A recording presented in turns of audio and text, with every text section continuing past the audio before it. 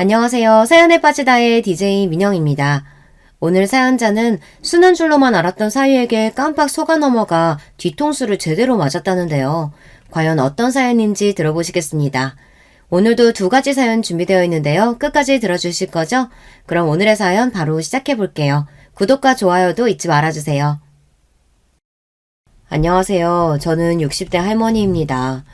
저는 몇 년 전까지만 해도 손주들 돌보느라 자기 시간도 없이 지내는 친구들을 보면 이해가 안 됐어요.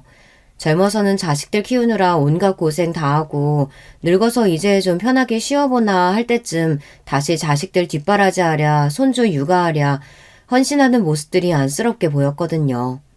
그런데 어느새 제가 지금 딱 그 짝이에요. 자식이라고는 딸 하나 있는데 요즘 들어 딸내미 뒤치다거리만 하느라 시간 가는 줄 모르고 지내고 있습니다. 딸애가 몇 년 전 결혼을 했거든요.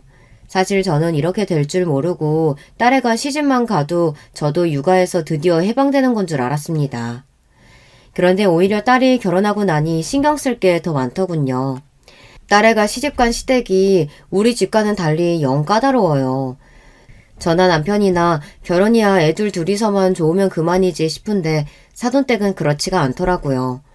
딸애에게 언뜻 들어도 사돈댁은 만만치 않아 보였습니다. 딸의 말로는 안 싸더니 하루에 한 번씩은 꼭 전화한다며 귀찮다고 하더라고요. 아침이면 출근하기 바빠 죽겠는데 꼭 8시 9시면 전화와서 우리 아들 아침은 뭘 먹었냐, 집에 먹을 거 있냐 매일 물어보셔. 사돈댁도 우리 집과 마찬가지로 아들만 하나인 집이라 그런지 아들을 장가 보내놓고도 걱정이 많은가 봐요. 제 딸이 당신네 아들 밥이라도 굶기면 어떡하나 매일 검사를 하더라고요. 다 큰 성인이 밥이야 알아서 챙겨 먹으면 되지. 요즘이 어떤 시대인데. 자기 아들 앞집밥을 왜 너한테 물어본다니? 안 되겠다. 나도 김서방한테 전화해야지. 저도 한 성격 한다면 하는 사람이에요. 아무리 사위 자식이 귀하다고 해도 저에게는 제 자식이 더 귀합니다. 제 딸내미도 시집가서 일하랴 살림하랴 바쁘고 힘든데 시어머니라고 시집살이까지 시키니 짜증이 났어요. 그런데 그때 딸애가 제 말에 그러지 말라고 말리더군요. 김서방한테 전화해서 뭐라고 하려고. 우리 딸도 힘드니까 밥상은 알아서 차려 먹어라 그러려고? 뭐라고 하긴 뭐라고 그래. 안 싸더니 시어머니라고 자꾸 시집살이 시키려고 하니까 김서방더러 엄마 단속 좀 시키라고 하려고 하지. 제 경험상 원래 시어머니라는 사람들은 며느리가 백날 어쩌니 저쩌니 말해도 소용이 없습니다. 며느리가 네네 알겠습니다 하면 바본 줄 알고 더 만만하게 생각하고 또박또박 말대꾸라도 하면 버르장머리 없다고 할 게 뻔하니까요. 그나마 자기 아들이 말해서 알아들으면 다행이었죠. 그래서 제가 직접 사위에게 이야기를 하려고 한 거예요. 누가 봐도 사돈이 하는 짓은 이제 결혼한 지 얼마 안 된 며느리 시어머니가 길들이려고 하는 짓이니까요. 아이고 됐네요. 나도 그냥 힘들어서 엄마한테 하소연 좀 한 거니까 괜히 김서방 앞에서 티내지 마요. 딸아이가 속상해서 제게 하소연하다가도 제가 사위에게 한 소리 하겠다고 하면 항상 말렸어요. 제가 사위에게 말했다가 시어머니 귀에라도 들어가면 피곤하다고요. 요즘 같은 세상에 시집살이 하는 며느리가 어디 있다고. 너는 답답하게 매일 참기만 하니? 너도 자꾸 참기만 하지 말고 할 말은 하고 살아. 제 딸이지만 제가 보기에도 애가 좀 답답한 구석이 있기는 해요. 요즘 같은 시대에 왜 그러는지 항상 보면 딸애는 지 남편 시댁 눈치를 그렇게 보더라고요. 딸아이 시부모야 제가 겪어보지 못해서 잘은 모르지만 사위는 딸애가 뭐라고 하든 이해를 못할 애가 아니거든요. 제가 보기엔 우리 사이가 참 자상하고 다정한 성격이라 딸애가 말하면 다 들어줄 텐데 딸애는 항상 보면 할 말도 못하고 자기 속만 태우는 것 같더라고요. 결혼할 때도 그랬어요. 딸애가 사위와 결혼식장을 알아보러 다니라 정신이 없을 때였어요. 제가 보기에는 한눈에 봐도 사위는 최대한 이른 날짜에 식을 올리고 싶어 안달이 나 있었어요. 반면 딸아이는 날짜를 미루지 못해서 안달이더군요. 저는 그런 딸이 어쩐지 걱정돼서 이것저것 꼬치꼬치 물었습니다. 둘이 좋아서 결혼하겠다고 해놓고 왜 갑자기 나를 미루고 싶어하나 해서요. 혹시나 둘 사이에 제가 모르는 일이 있는 건가 싶어 물었는데 딸애가 생각지도 못한 소리를 하더라고요.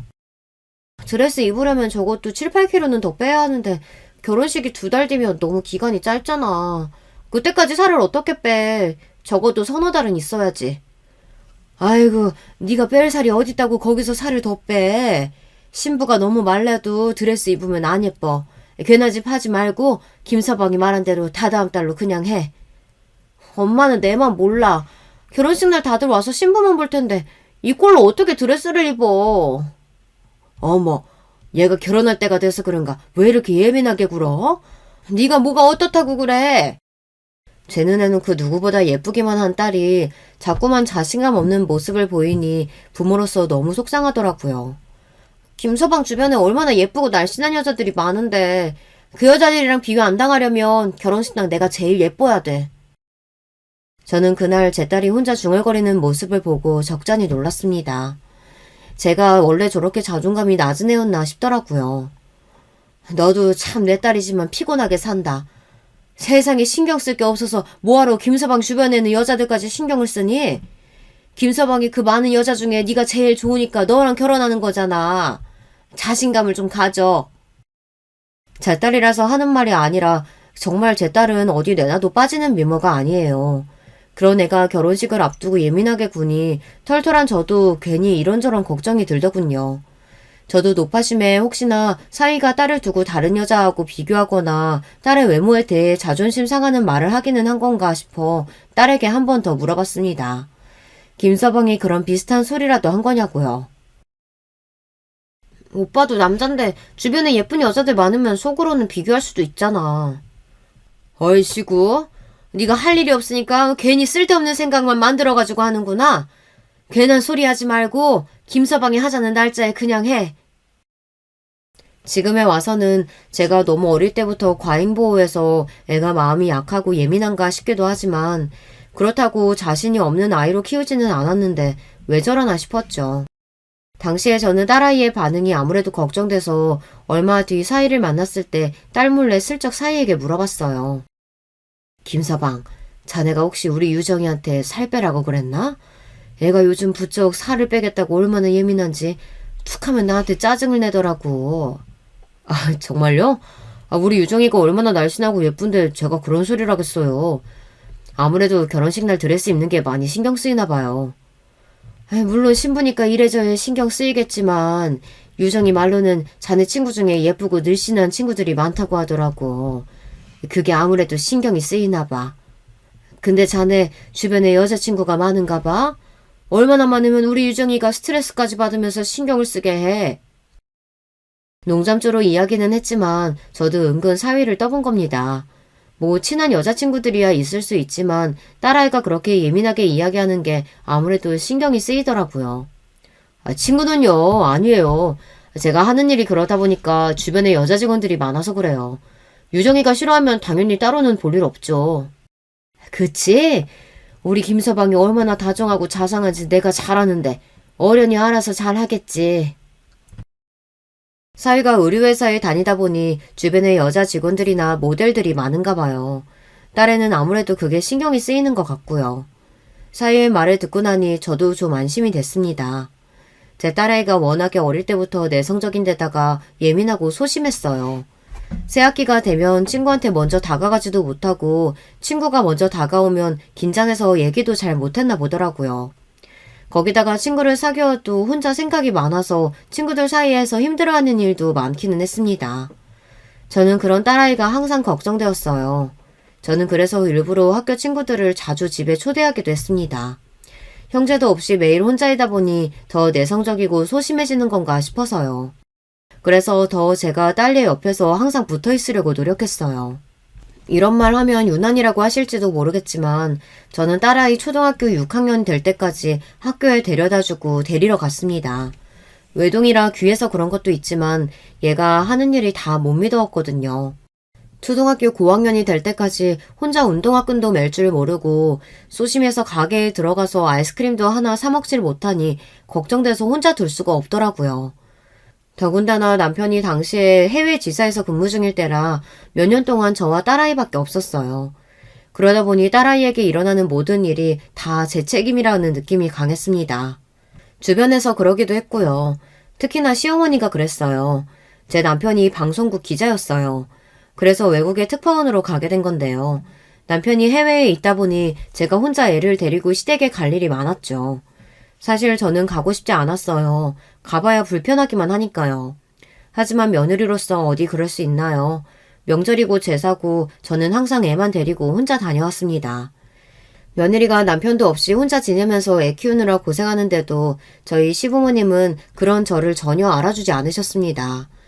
오히려 남편이 벌어서 보내주는 돈으로 편하게 놀고 먹는 사람 취급을 하셨어요. 거기다가 시어머니고 시아버지고 워낙 무뚝뚝하고 차가우신 분들이라 저나 딸애한테 살갑게 해주신 적이 없었어요. 만나기만 하면 가족끼리 이런 말을 꼭 해야 하나 싶은 이야기만 하셨습니다.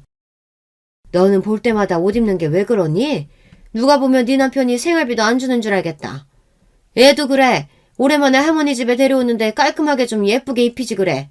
저게 뭐니? 명절이라고 신경 써서 새로 사서 입힌 옷인데 마음에 안 드세요? 아이고, 그걸 돈 주고 새로 산 거야? 나는 또 동네 시장에서 주워다 입힌 줄 알았다. 지금이야 저도 어디를 가든 하고 싶은 말은 시원하게 다 하는 아줌마가 됐지만 당시에는 나이도 어렸고 워낙 시부모님이 무서워서 바보처럼 내내만 하던 며느리였어요. 처음 결혼했을 때부터 저는 항상 시댁에 갈 때마다 긴장했습니다. 시부모님은 철저하게 학벌이나 집안을 중요하게 여기시는 분들이었어요. 그래서 처음부터 저를 며느리감으로 탐탁지 않아 하셨어요. 남편은 서울 명문대에 그 어렵다는 언론고시까지 단번에 합격한 데다가 시아버지는 사업으로 크게 성공하신 분이었어요. 반면에 저는 고졸에 집안도 변변치 않으니 처음부터 조건이 맞지 않는다고 결혼을 반대하셨죠. 하지만 남편이 저 아니면 평생 결혼 안 하겠다고 단식투쟁까지 하며 우기는 바람에 어쩔 수 없이 시키신 거였어요. 그래서 그런지 시부모님은 제가 남편과 결혼하고 아이까지 낳았는데도 마음을 열지 않으셨어요. 거기다가 남편보다 저를 많이 닮은 딸아이도 별로 예뻐하지 않으시는 게 티가 났는데요. 하도 잔소리를 하셔서 저 나름대로 신경 쓰고 가도 시어머니 마음에 든 적이 한 번도 없었습니다. 심지어 한 번은 제 차림새에 대해서 잔소리를 듣는 게 싫어 백화점에 가서 가장 잘 나간다는 옷을 비싸게 주고 사서 입고 간 적이 있는데요. 그런데도 시어머니는 저를 보자마자 안목이 없네, 돈 쓸 줄 모르네 하시면서 구박을 했어요. 그제야 알았죠. 시어머니는 그냥 며느리인 내가 마음에 안 드시는 거구나. 내가 뭘 해도 미운 거구나 라고요. 그래서 그때부터는 시어머니가 무슨 소리를 해도 별로 상처가 되지 않았어요. 제 안목이나 취향이 문제가 아니라 그냥 시어머니에게 문제가 있는 거니까요. 그렇게 생각하고 나니 오히려 시댁에 가는 길이 참을만 했습니다. 그런데 이게 자식 문제는 다르더라고요. 시어머니가 저에게 뭐라고 하는 건 괜찮았는데 딸아이에 대해 함부로 이야기하는 건 거슬렸어요. 특히나 딸아이가 학교에 가기 시작하고 나자 시부모님의 간섭이 더 심해졌어요. 시부모님은 당신들이 남편을 기자로 키웠다는 것에 자부심이 대단했는데요.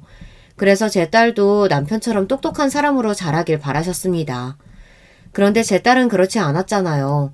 조심성도 많고 소심한 데다가 공부도 썩 좋아하지 않았어요. 그런 애한테 볼 때마다 듣기 싫은 소리를 하시니 얘가 시댁만 가면 더 말이 없었습니다. 그런 모습을 시부모님도 마음에 들어하지 않으셨죠. 유정이 쟤는 도대체 누굴 닮아서 저 모양이라니? 우리 장남은 국민학교 1학년 때부터 반장을 놓친 적이 없는 앤데 유정이 쟤는 반장은커녕 입 벌리고 말하는 소리 한번 듣기가 어려우니 저래서 학교에서 친구나 제대로 사귀겠어? 저게 다 지 엄마가 저렇게 키워서 그렇지 뭐. 고등학교 간신히 졸업해서 회사생활 잠깐 해본 애가 애나 제대로 키우겠어? 시부모님은 딸의 행동 하나하나를 가지고 다 꼬투리를 잡으시며 저에게 뭐라고 하셨어요. 한두 번이야 저도 그냥 한 귀로 듣고 한 귀로 흘리는 거지. 그런 소리도 매번 들으니 저도 모르게 욱하게 되더라고요.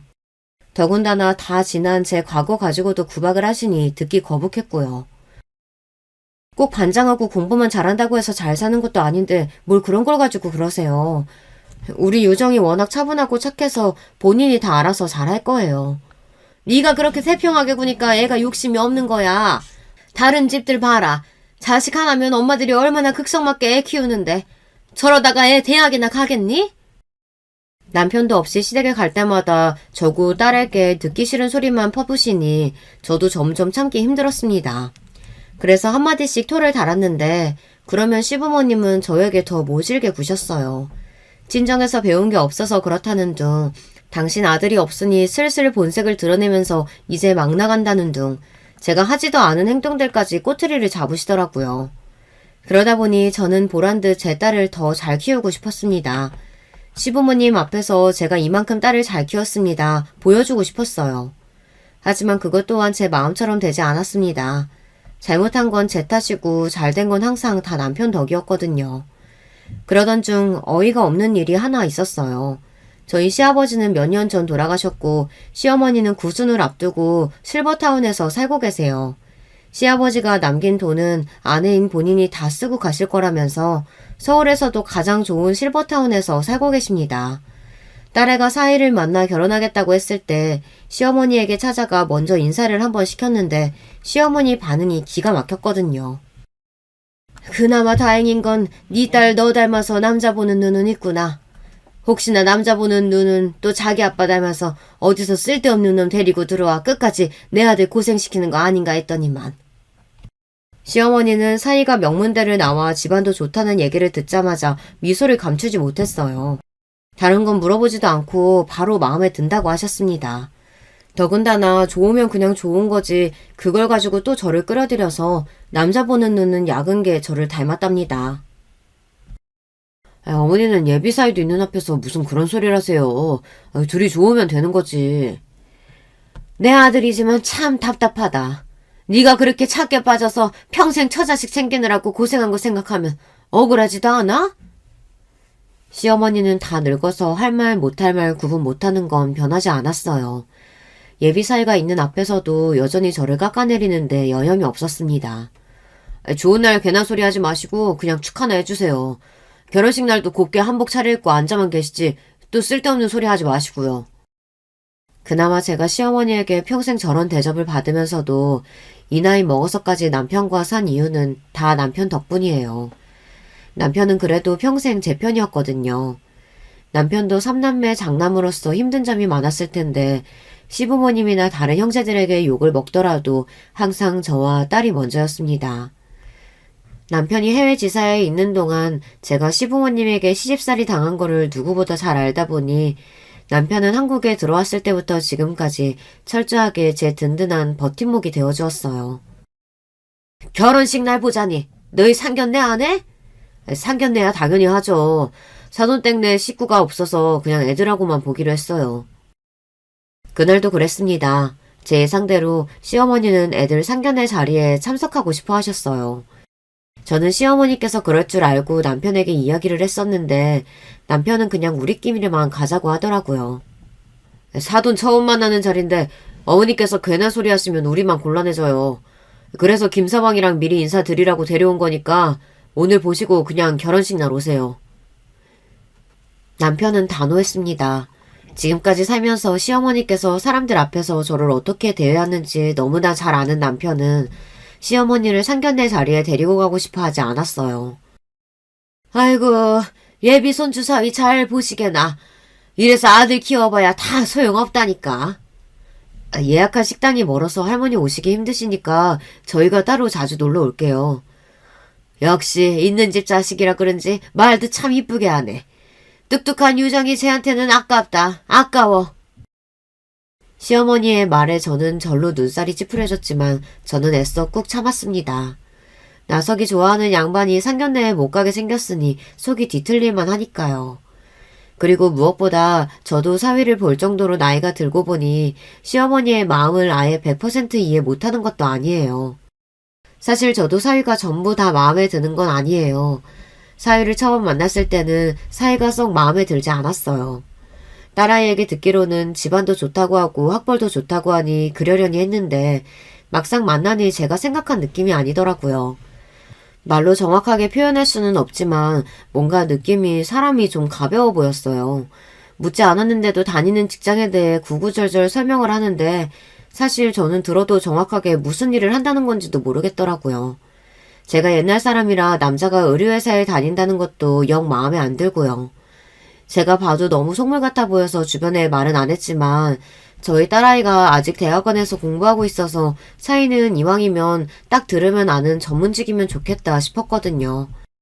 거기다가 예비 사위를 처음 봤을 때 겉으로 봤을 때는 사람이 좀 무뚝뚝해 보이고 차가워 보였어요. 그래도 다행이었던 건 예비 사위가 만나면 만날수록 예의도 바르고 딸에게도 다정하게 잘하는 것 같아 서서히 마음이 열렸습니다. 그리고 무엇보다 결혼까지 허락하게 된 중요한 이유는 사위 집안이 좋아요. 바깥 사돈이 젊어서부터 사업을 크게 하셨다는데 서울에 건물이 2개나 있다고 하더라고요. 저도 제가 이럴 줄은 몰랐는데 막상 하나뿐인 딸내미 시집 보내려고 하니 저도 시어머니와 다를 게 없더군요. 이런 제가 저도 부끄럽긴 하지만 그래도 지질이 없는 것보다야 있는 집안에 시집 가는 게 나으니 사위가 제 마음에 쏙 들지는 않아도 집안을 보고 보내도 되겠다 싶었습니다. 그런데 살짝 후회할 뻔한 적이 있어요. 상견례 때 일이에요. 안사돈이 자기네 집에 돈이 좀 있는 걸 가지고 제 앞에서 엄청 뻐기면서 잘난 척을 하더라고요. 저희는 집안 분위기가 있어서 호텔 결혼식 할 생각이에요. 아, 물론 비용은 걱정 안 하셔도 됩니다. 저희 쪽 하객이 워낙 많아서 차노댁 비용까지 저희가 다 결제할게요. 아닙니다. 호텔이든 웨딩홀이든 저희 쪽 손님은 당연히 저희가 대접해야죠. 그 와중에 남편은 호텔 결혼식 비용이 얼마나 들어가는지도 모르면서 덥석 우리가 알아서 내겠다고 나섰습니다. 저는 그 상황이 떨떠름했어요. 각자 집안 사정이라는 게 있는 건데 처음부터 우리에게 묻지도 않고 무조건 호텔에서 식을 올리겠다고 하니 기분이 좋지는 않더라고요. 그때였어요. 부창부수라고 바깥 사돈까지 나서서 잘난 척을 하더군요. 에이, 이제 곧 가족 될 사이인데 괜한 자존심 부리지 않으셔도 됩니다. 그리고 그거 몇 푼이나 된다고 두 집이 나눠서 내고 말고 할 게 뭐가 있어요? 순간 저와 남편은 떨떠름한 웃음을 지었습니다. 그 상황에서 그냥 저희가 알아서 계산하겠다고 우기기도 뭐하고 그렇다고 호텔 결혼식이 싫다고 고집을 피울 용기도 없었죠. 배려해 주셔서 감사해요. 식장 외에 따로 들어가는 부분은 저희가 부담하도록 하겠습니다. 저희 집안도 경제적으로 힘들지는 않았지만 호텔 결혼식까지는 생각하고 있지 않았던 터라 사실 부담이 되기는 했습니다. 그래서 저는 괜한 자존심 부리는 것보다 저 나름대로는 최선의 대답이라고 생각하고 정중하게 말씀드렸습니다. 아무리 대단한 방송국 기자라도 월급쟁이 월급 뻔한데 무리하실 필요 없어요. 우리처럼 먹고 살 걱정 없는 사람들이 하나밖에 없는 아들 장가 보내는데 돈 신경 쓰면서 보내겠어요? 뭐가 그렇게 재밌는지 안사돈은 실실 웃으면서 말하는데 저는 하나도 재미없었어요. 그리고 그제야 저와 남편 둘 다 정신이 번쩍 들었습니다. 사돈 내에 몇십억짜리 건물이 2채가 있다는 소리에 혹해서 덥석 결혼을 허락할 때는 몰랐지만 있는 집안들이라고 자기들보다 없는 사람들을 어떻게 대하는지는 잠깐 잊고 있었습니다. 저는 괜한 노파심에 걱정부터 앞섰어요. 혹시나 제 딸도 괜히 있는 집에 시집 보냈다가 제 꼴이 나는 건 아닌가 해서요. 제가 남편이나 딸아이에게 일일이 이야기하진 않았지만 결혼해서 지금까지 시부모님에게 당한 걸 생각하면 지금도 가끔 자다가 벌떡벌떡 일어날 정도로 속이 답답하고 억울하거든요. 제 딸은 절대 저처럼 살기를 바라지 않아요. 남편과의 사이는 물론이고 시부모님에게도 예쁨 많이 받고 행복하게 살았으면 합니다. 그런데 딸의 시부모 될 사람들을 보고 나니 영 마음이 놓이질 않았습니다. 더군다나 가장 걱정이 된 건 사위의 태도였어요. 자기 부모가 예비 장인 장모까지 있는 앞에서 저런 소리를 하는데 전혀 신경 쓰지 않는 것 같더군요. 제 딸만 가시방석인지 어쩔 줄 몰랐습니다. 그래도 어떡하겠어요. 둘이 좋다는데 마음에 좀 걸리는 게 있다고 결혼을 못하게 할 수는 없잖아요. 안 그래도 제가 평생 딸아이 옆에서 과잉 보호하며 자석처럼 붙어 있어서 애가 더 독립적이지 못한데 제가 결혼까지 간섭하는 건 선을 넘는 것 같았어요. 저와 남편은 걸리는 부분이 좀 있기는 했지만 그래도 딸을 믿고 지켜보기로 했습니다. 그게 부모의 역할이니까요. 그런데 그게 마음처럼 쉽지 않았습니다. 처음 말씀드린 대로 다 큰 딸을 시집까지 보냈는데 더 신경 쓰이는 게 많더라고요. 30년 가까이 매일 품에 있던 아이가 떠나니 저도 쓸쓸했어요. 어린애도 아닌데 밥은 먹었나 잠은 잘 자나 별게 다 걱정되더라고요. 결혼시키고 매일매일 전화도 하고 싶고 얼굴도 보러 가고 싶었지만 저는 애써 참았습니다. 사위가 귀찮아할까 봐서요. 딸이야 내 자식이지만 사위는 아니잖아요. 그런데 사돈들은 저와 달랐습니다. 다 큰애들한테 간섭을 많이 하는 것 같더라고요. 한 번은 이런 적이 있었어요. 애들이 결혼하고 한 달도 안 됐을 때인데 안사돈이 직접 저에게 전화를 했더라고요. 사돈, 웬만하면 제가 이런 소리까지 안 하려고 했는데 딸 시집 보내놓으시고 어쩜 그렇게 태평하세요?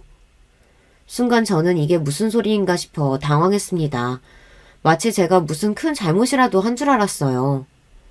아니 사돈, 오랜만에 전화하셔서 안부 인사도 없이 그게 다 무슨 소리세요? 우리 유정이가 뭘 잘못하기라도 했나요? 유정이가 부족한 거야 많죠. 하지만 저도 같은 자식 키우는 입장으로 사돈한테 딸 자식 듣기 싫은 소리 하기는 싫습니다. 단지 내 자식이 부족하면 어미로서 챙기는 게 당연한 건데 사돈께서 새아기한테 너무 무신경한 것 같아서 제가 못 참고 연락을 드렸네요. 안사돈은 특유의 고상한 말투로 말을 하기는 했지만 그 내용은 전혀 고상하지 않았습니다. 제 앞에서 대놓고 제 딸아이를 험담한 거였어요. 어떻게든 애가 30이 넘어서 남편 밥상 하나 제대로 차릴 줄을 모른답니까? 제가 며칠 전에 애들 집에 갔다가 냉장고 보고 깜짝 놀랐잖아요. 냉장고에 먹을 거라고는 없이 아주 텅텅 비었더라고요. 요즘엔 유튜브만 들어가도 반찬 레시피 같은 거 지천에 깔렸는데 어쩜 젊은 애가 그렇게 왜 노력을 안 하는지 모르겠어요. 안사돈은 결국 밥 타령이었습니다. 제 아들이 자기 아들 밥상을 안 차려준다고 굳이 제게 직접 연락까지 한 거예요. 제 평소 성격 같으면 자리에서 벌떡 일어나 핸드폰에 대고 소리를 질렀을 거예요. 내 딸이 당신네 아들 밥상 차려주려고 결혼한 줄 아느냐고 따지면서요. 그런데 그 순간만큼은 어느 때보다 정신을 차려야 했어요. 정신을 똑바로 차리고 시어머니 행세하는 안사돈을 차분하게 밟아줘야 했습니다. 안사돈도 참 귀한 외동아들 장가 보내놓고 많이 적적하신가 봐요. 굳이 다 큰아들 밥 걱정까지 하시는 걸 보니. 아휴, 근데 저도 사돈 이야기 들으니 이제야 좀 걱정이 되기는 하네요. 우리 유정이도 워낙 입맛이 까다롭고 입이 짧은 앤데 우리 김서방이 우리 딸 잘 돌봐주나 모르겠네요. 저는 이에는 이, 눈에는 눈이었습니다. 네 아들 귀한 줄 알면 내 자식도 귀한 줄 알라는 거였죠. 그 순간 핸드폰 너머로 고요한 정적이 흘렀습니다. 안사돈은 아무래도 저와 말이 안 통한다 싶었는지 고상한 척하던 말투를 버리고 살짝 언성을 높이더군요. 어머 안사돈, 그게 무슨 뜻이에요? 지금 우리 아들더러 새아기 밥이나 챙겨주라는 이야기예요? 왜요? 그게 이상한가요?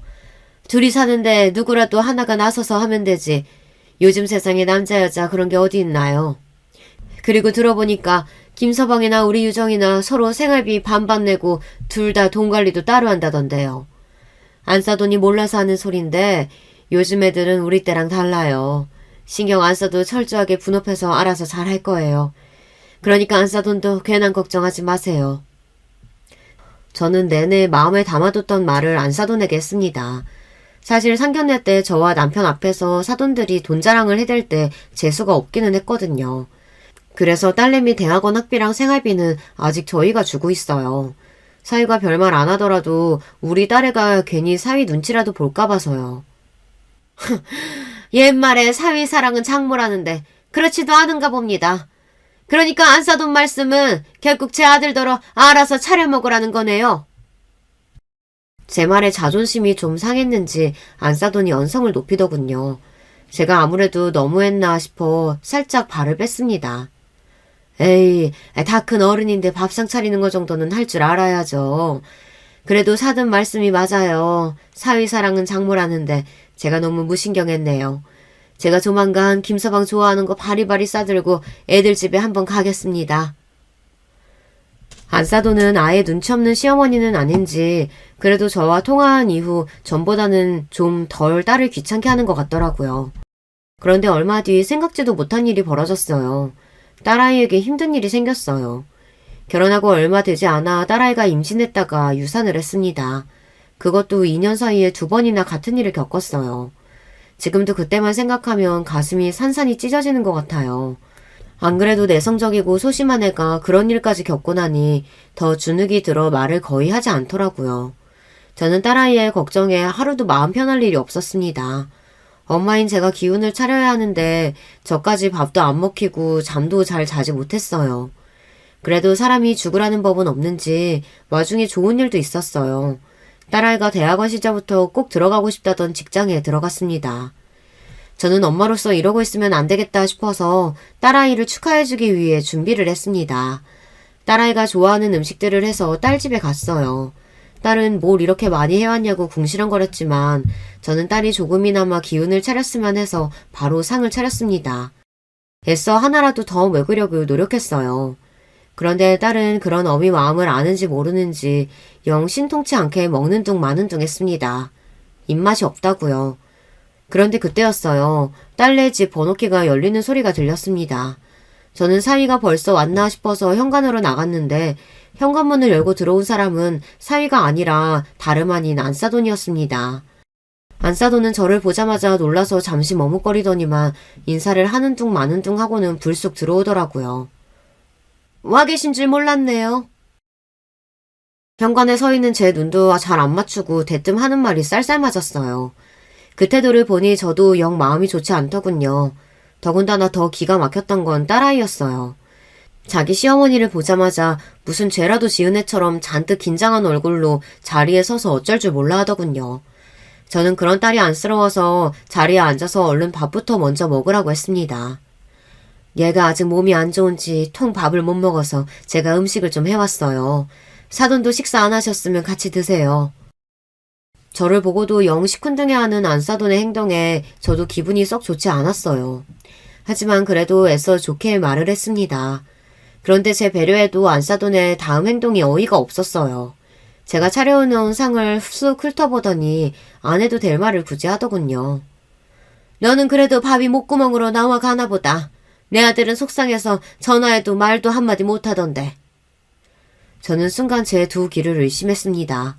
아무리 시어머니라도 해도 그렇지 어떻게 얼마 전 아이를 잃은 며느리에게 저딴 소리를 할 수 있을까요? 저는 순간 얼굴이 뜨거워질 정도로 화가 나서 자리에서 벌떡 일어났습니다. 아니 사돈, 지금 그걸 말이라고 하십니까?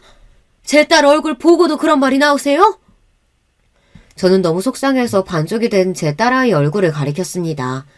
아무리 자기 자식이 아니라도 그렇지 저는 보기만 해도 눈물이 벅차올라 돌아버릴 것 같은데 저딴 소리를 해대니 참을 수가 없더군요.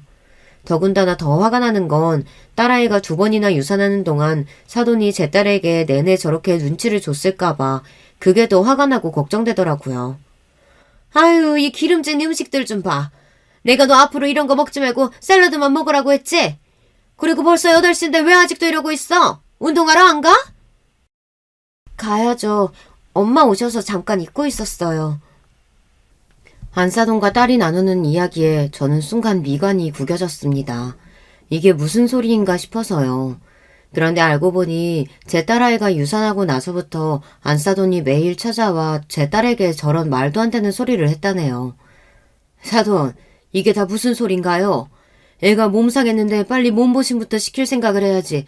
샐러드는 또 뭐고 운동은 또 뭐예요? 그 순간 사돈은 제가 싸온 음식들을 다 치우기 시작했어요. 그러면서 한다는 말이 엄마라는 사람이 딸한테 매일 이런 거나 먹이니까 애가 잘못된 거라네요. 사돈이 뭘 이렇게 모르니까 새아기 쟤도 저렇게 아무것도 모르는 거 아니에요. 딸 자식을 얼마나 부실하게 키웠으면 애가 제대로 들어서질 않잖아요. 제가 앞으로는 새아기더러 식단이랑 운동 좀 하라고 했어요. 너 뭐하니? 빨리 운동 가라. 안사돈의 말에 딸아이는 놀란 토끼 눈을 하더니 정말 운동 가겠다고 준비를 했어요. 안사돈이 오자마자 잔뜩 주눅이 든 딸아이 반응을 보니 지금까지 사돈이 제 딸에게 어떻게 했는지 대충 알겠더라고요. 그 모습을 보니 저는 더 화가 났습니다. 손까지 벌벌 떨렸어요. 아기 잘못된 지 얼마나 됐다고 애를 운동을 시켜요. 유정아, 됐으니까 마저 밥 먹어. 모르면 좀 가만히 있어요. 새아기 제 나이가 몇 살인데 쉴 시간이 어디 있다고? 하루라도 빨리 못 만들어서 애 만들어야지. 사돈, 그만하시죠. 아무리 시어머니라도 그렇지 남의 집 귀한 딸한테 어디서 애를 가지라 마라 마음대로 해요. 그러게 생긴 애라도 잘 지켰어야지. 툭하면 유산하니 그럼 어떡합니까? 우리 집안 대의 이르면 이렇게라도 해야지. 저는 순간 지금이 몇십 년 된가 싶었어요. 저랑 몇 살 차이도 안 나는 양반이 무슨 대를 인내 만에 저런 시대착오적인 소리를 하나 싶었죠. 지금 제일 속상한 게 누군데?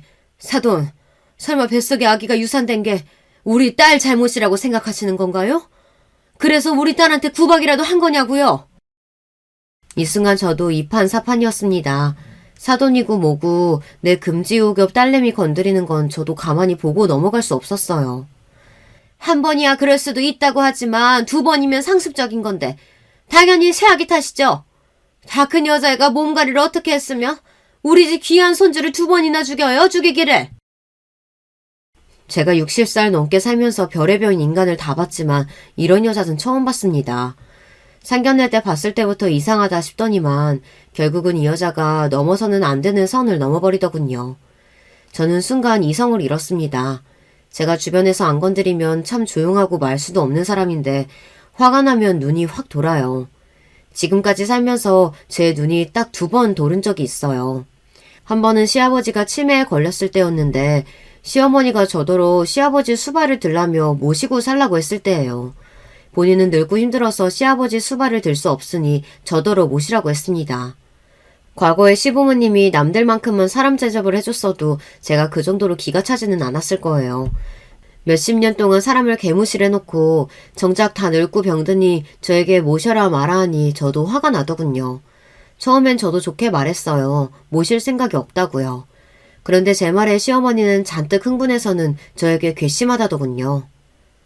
맏며느리가 어디서 감히 시부모를 못 모신단 소리를 해? 시부모가 모시라고 하면 잔말 말고 모셔야지. 흥분한 시어머니는 자기 뜻대로 되지 않자 혼자 부들부들 떨더니 저에게 옆에 있던 화분을 던졌어요. 화분이 제 옆으로 빗나가긴 했지만 파편이 저에게 다 튀었습니다. 순간 저는 태어나서 처음으로 이성의 끈이 끊어지는 느낌을 받았어요. 옆에 있던 남편이 놀라서 먼저 한마디 하려고 했는데 제가 먼저 자리에서 일어났습니다. 어머니, 지금 저한테 화분 던지신 거예요? 기가 막혀서. 제가 지금까지 바보처럼 당하고만 있으니까 제가 병신인 줄 아셨나 봐요. 저 어머님이 오늘 저한테 한 짓 절대 그냥 못 넘어가요. 신고할 거니까 그런 줄 아세요. 여보, 내가 당신 봐서 웬만하면 참고 살려고 했는데 이젠 더 안 되겠어. 우리 그냥 이혼해. 내가 이 나이에 미쳤다고 시아버지 똥기저귀 갈 일 있어? 저는 결혼하고 처음으로 남편이랑 시어머니에게 고래고래 고함을 질렀습니다. 그 당시에는 정말 이혼까지 할 생각이었어요. 물론 남편이 급하게 수습을 한 덕분에 시아버지는 요양원으로 모시고 시어머니는 실버타운에 들어가시는 걸로 일은 일단락됐습니다. 물론 그 이후에도 시어머니는 저에게 아무 때고 막말을 하기는 했지만 절대 그 전만큼은 아니었어요. 남편이 중간에서 워낙 잘했거든요. 그 이후로 2번째 이성의 끈이 끊어진 거예요. 저는 순식간에 안사돈에게 달려들었습니다. 그리고는 안사돈의 머리끄댕이를 잡았어요. 이 앞에 내가 돈 좀 있다고 아주 할 말 못할 말 구분을 못하네. 죽이긴 내 딸이 뭘 죽였다고 지랄이야. 어디서 감히 내 딸한테 그딴 개소리 짓거려? 저도 제 행동에 순간 놀랐습니다. 지금까지 살면서 아무리 화가 나도 누구를 때리거나 살짝 친 적도 없는데 사돈이 제 딸한테 그 촐싹맞은 입으로 해코지를 하니 절로 화가 나더군요. 이 무식한 여자가 지금 뭐 하는 거야? 엄마, 왜 그래? 그만해. 딸아이가 말리지 않았다면 저는 사돈 머리를 다 뜯어놨을지도 몰라요. 하지만 그 순간만큼은 참을 수가 없었습니다. 그리고 잠시 뒤 사이가 들어오길래 저는 그제야 마음을 진정하고 사돈의 머리를 놓았습니다. 사이는 이게 무슨 상황인가 싶은지 어리둥절했습니다. 그때였어요. 안사돈이 자기 아들한테 달려가 서럽다는 듯 난리를 치더군요. 아들, 내가 지금 무슨 일을 당한 줄 알아? 네 장모가 내 머리끄댕이를 잡았다니까? 엄마, 그게 무슨 소리야? 우리 장모님이 그러실 리가 있어? 진정하고 어떻게 된 일인지 차근차근 말해봐. 그래도 다행인 건 사위가 자기 엄마를 닮지는 않았다는 겁니다. 이런 정신없는 상황에서도 차분하게 상황을 물어보더군요. 오히려 당황한 건 제 딸이었어요. 제 행동에 많이 놀랐는지 엉엉 울고 있더군요. 저는 안 되겠다 싶어 상황을 정리했습니다. 김서방, 내가 자네 앞에서 이러면 안 되는데 오늘은 도저히 참을 수가 없어서 내가 흥분을 좀 했네. 근데 이건 어디까지나 안사돈이 실수하신 거야. 아무리 아기를 잃은 게 슬퍼도 그렇지. 어떻게 내 앞에서 내 딸한테 그런 소리를 할 수가 있어? 자초지정을 알게 된 사위는 한숨을 크게 내쉬었습니다. 그리고 저에게 사과했어요. 아기 그렇게 되고 나서 어머니께서 집에 자주 들리시길래 저는 당연히 유정이가 몸이 많이 약해진 게 걱정돼서 챙겨주러 오시는 줄 알았어요. 그런데 이런 일이 있었는지 몰랐네요. 죄송합니다. 사위는 안사돈이 매일 와서 제 딸에게 샐러드 먹어라, 운동해라 그런 잔소리를 하고 있는지 전혀 몰랐답니다. 아니야, 자네가 무슨 잘못이 있겠나. 자네도 마음 많이 안 좋을 텐데 나까지 실수해서 미안하네. 안사돈, 제가 머리까지 잡으면 안 되는 거였는데 순간 너무 화가 나서 저도 모르게 그랬네요. 미안합니다. 아이고 됐어요. 마음에도 없는 사과. 앞으로는 애들 일 말고 따로 보는 일은 없었으면 좋겠네요. 안사돈은 끝까지 자기 잘못을 인정하지 않고 저를 쏘아보다가 먼저 집에 가겠다고 가버렸어요. 사위가 데려다 주겠다고 했는데도 그냥 가버렸죠. 저는 계속 사위 얼굴 보고 있기가 민망해서 나가보겠다고 하고 집을 나섰습니다. 그런데 아파트에서 내려와 지하철역으로 가다 보니 딸네 집에 핸드폰을 두고 왔더라고요. 저는 놀라서 다시 딸네 집에 올라갔습니다. 그런데 제가 나오면서 문을 잘 안 닫았는지 현관문이 살짝 열려있더군요. 저는 저 스스로 정신이 나갔나 싶어 제 머리를 쿵 한 대 때렸습니다. 아이고 내 정신이야. 하긴 이런 일을 당했는데 정신이 제대로 바뀔 수가 있나.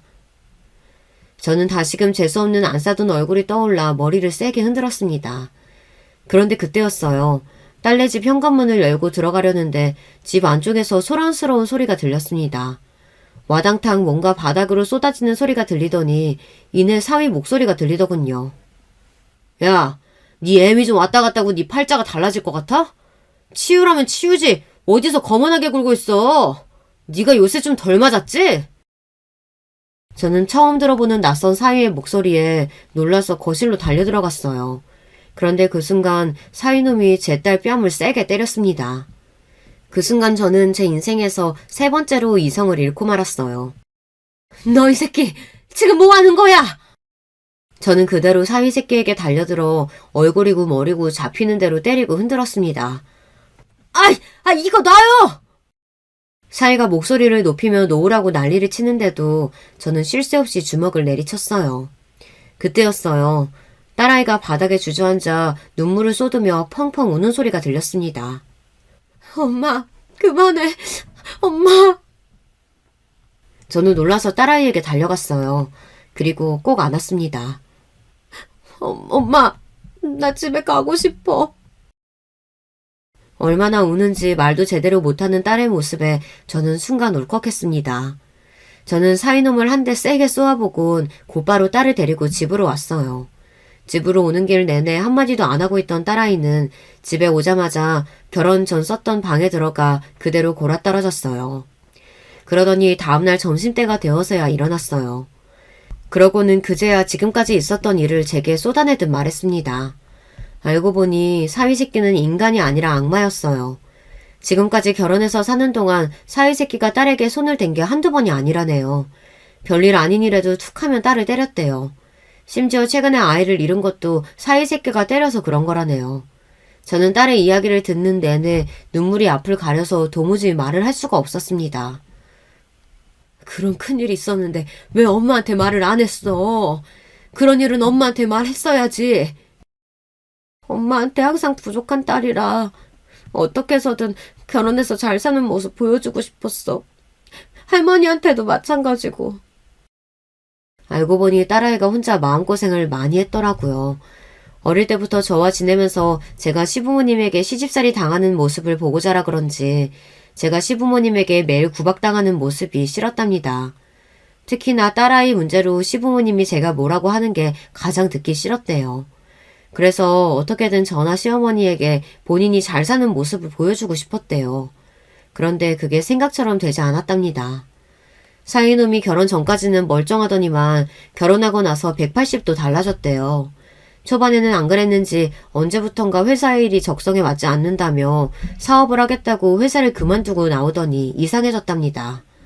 어디서 사기를 당했는지 모은 돈을 다 잃고 들어와서는 몇 날 며칠 폐인처럼 있다가 딸아이에게 생활비를 뜯어갔답니다. 그리고는 딸아이가 무슨 말만 하면 극도로 화를 내고 소리를 질렀대요. 그러면서 친정이나 시댁에는 일절 말하지 말라고 했답니다. 말하면 죽여버릴 거라고까지 했대요. 그래도 딸아이는 사위가 변할 거라고 기대하고 기다렸답니다. 그런데 사위의 만행은 시간이 갈수록 더 심해졌대요. 딸에게 처음으로 손을 댄 게 딸아이가 첫 번째 유산을 하고 난 뒤 얼마 되지 않아서였대요. 딸아이가 오랜만에 친구들을 만나 시간을 보내고 왔는데 딸아이에게 바람을 피우고 온 거라고 의심을 하며 말도 안 되는 꼬투리를 잡아 욕을 하고 때렸다고 하네요. 그리고는 다음날 무릎까지 꿇고 빌었답니다. 내가 요즘 되는 일이 없다 보니까 술에 취해서 나도 모르게 그랬던 거야. 제발 한 번만 용서해줘. 딸아이는 점점 자신의 결혼 생활이 잘못되고 있다는 걸 알고 있었지만 혼자 어떻게 해야 할지 몰랐대요. 남편에게 맞고 살다가 이혼했다고 하면 저나 남편이 얼마나 힘들어할지 알다 보니 더 말을 할 수 없었대요. 혼자서는 감당할 수 없을 정도로 무서웠답니다. 더군다나 그런 일이 있고 나면 사위새끼가 한 며칠은 잘했답니다. 제 딸아이는 그 지옥 속에서 계속 그 악몽을 반복하고 있었던 거예요. 저는 이야기를 듣는 동안 가슴이 미어져서 제대로 앉아있을 수도 없었어요. 저는 딸 앞에 엎드리고 앉아 계속 미안하다는 말을 했습니다. 딸아이가 그 지옥 같은 불행 속에서 버티는 동안 엄마라는 사람이 어떻게 몰랐을까 싶어서 미안하더라고요. 저는 그날 딸아이에게 약속했습니다. 제 딸을 아프게 한 그놈도 그놈의 부모도 절대 가만두지 않겠다고요. 그리고 얼마 뒤 저는 딸과의 약속을 지켰습니다. 남편이 나서서 일이 쉽게 풀렸어요. 남편은 저와 달리 이성적이에요. 저처럼 머리끄댕이를 잡는 정도로는 끝나지 않았습니다. 얼마 뒤 그 재수없는 사위새끼와 바깥사도는 둘이 몇 개월 차이를 두고 구속됐어요. 사위놈이야 당연한 일이지만 바깥사도는 무슨 일이냐고요. 저희 남편이 기자 생활만 35년 하고 정년퇴직했어요. 주변에 아는 기자들은 물론이고 아는 경찰들도 많습니다. 저희 남편은 복수를 위해 전 사돈에 대해 뒷조사를 좀 했어요. 사실 결혼할 때부터 사위놈이든 사돈이든 하는 일이 명확해 보이지 않았는데 돈을 많이 벌었다길래 좀 이상하게 생각했거든요. 그런데 역시나 뒤가 구렸습니다. 알고 보니 바깥사돈은 젊어서부터 오랫동안 여의도에서 유흥업소를 운영했다더라고요. 그러면서 증권사 간부들과 가까워져 술을 접대하고는 그들에게 정보를 샀답니다. 그러면서 주변에 살짝 흘리기도 하면서 몇몇과 작정하고 비상장 주식 사기까지 쳤다더라고요. 경찰에서 냄새를 맡고 조사받은 적이 있기는 한데 바지 사장이 걸려 들어가고 사돈은 쏙 빠져나왔나 보더군요. 사돈은 지금까지 그 사기친 돈을 가지고 호의호식하며 건물을 2개나 올린 거였어요. 남편은 후배 기자들에게 정보를 얻어 경찰에 제보했습니다. 워낙 피해 금액이 큰 사건이라 뉴스에도 대대적으로 보도됐습니다. 그리고 얼마 뒤 사돈은 압수수색을 당하고 구속됐어요. 사위놈은 제 딸이 고소했고요. 사위고 그 집안이고 풍비박산을 내서 속은 후련하지만 아직도 저는 가슴 한편이 욱신거립니다. 제 딸아이가 안쓰러워서요. 사위를 고소하고 사돈 양반 사건이 알려지기 시작하면서 사돈이고 사위고 우리 집에 매일 찾아오고 난리도 아니었어요. 물론 일절 만나주지 않았지만 딸아이는 굉장히 불안해했습니다. 그 모습을 보는데 제 속이 아니더라고요. 딸아이는 꾸준히 병원에 치료하러 다니고 있어요. 하지만 아직 많이 힘들어합니다.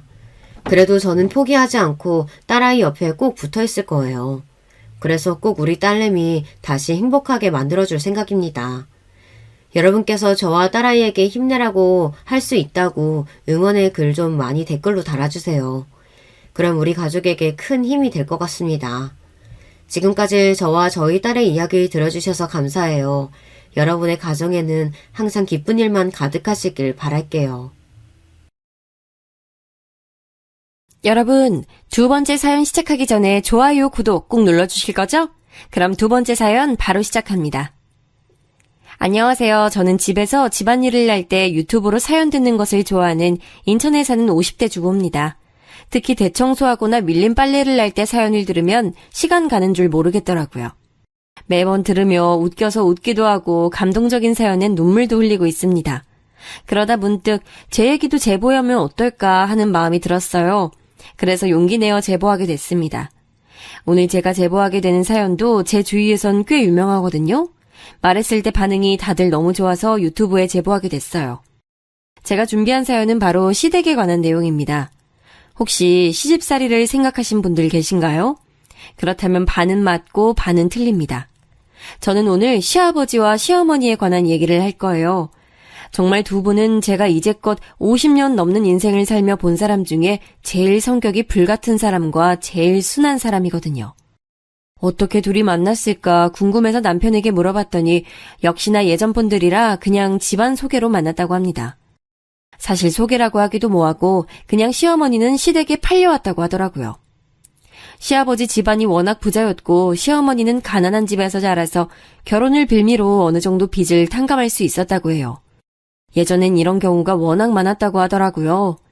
저는 제가 남편을 졸졸 쫓아다녀 결혼한 거라 전혀 해당하지 않지만 말이에요.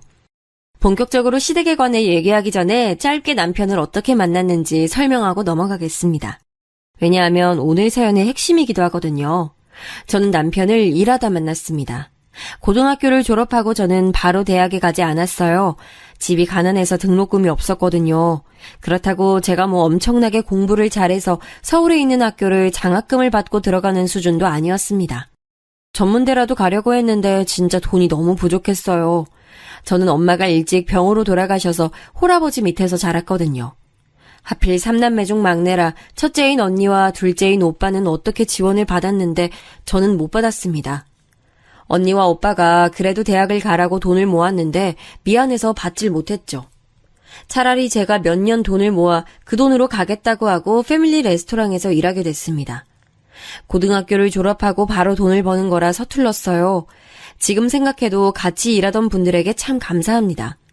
패밀리 레스토랑이고 대부분이 가족 단위라 손님들 상대가 그렇게 어렵진 않았어요.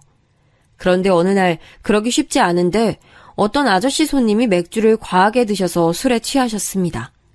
회사 회식으로 오신 것 같았는데 갑자기 고성을 지르고 난폭한 행동을 하기 시작했죠. 어이 아가씨 맥주 너 가져와. 아까 시켰는데 왜 자꾸 안 가져오는 거야? 너무 어렸던 20살에 저는 당황했어요.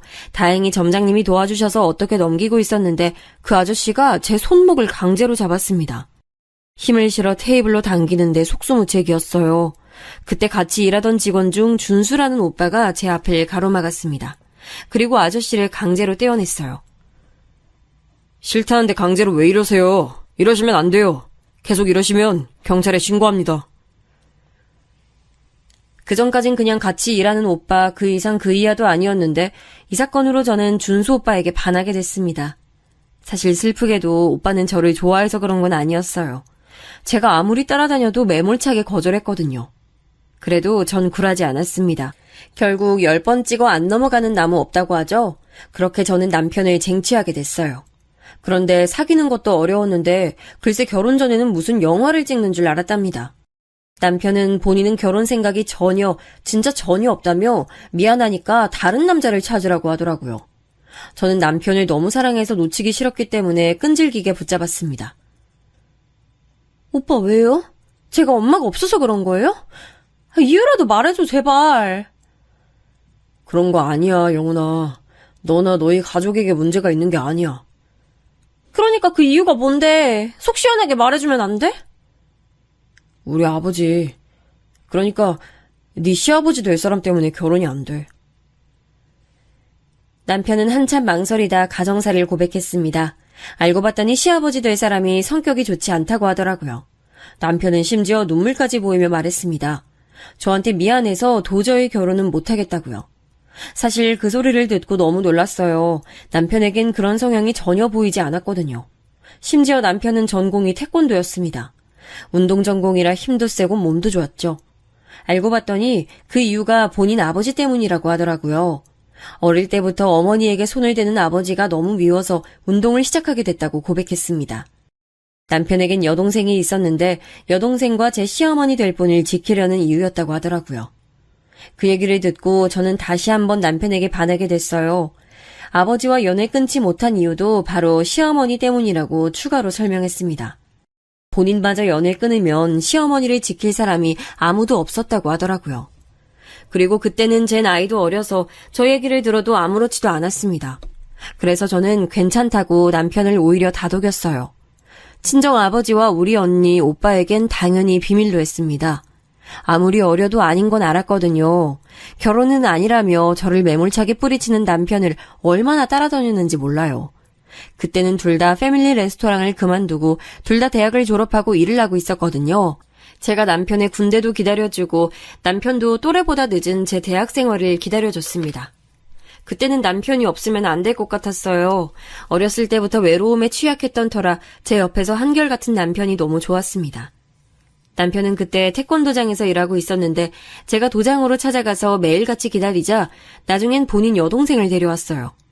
5년 넘게 사귀면서 여동생은 있다는 얘기만 듣고 본 적이 없었거든요. 제가 아무리 궁금하다고 해도 보여주지 않았는데 여동생을 보자 그 이유를 알게 됐습니다. 결혼이요? 우리 오빠만 보면 반대 안 해요. 내 친오빠지만 진짜 사람 좋아요. 근데 저 집하고 연락 끊었거든요. 그 이유가 뭔지 아세요? 우리 아빠 때문이에요. 저도 그건 들어서 알고 있어요.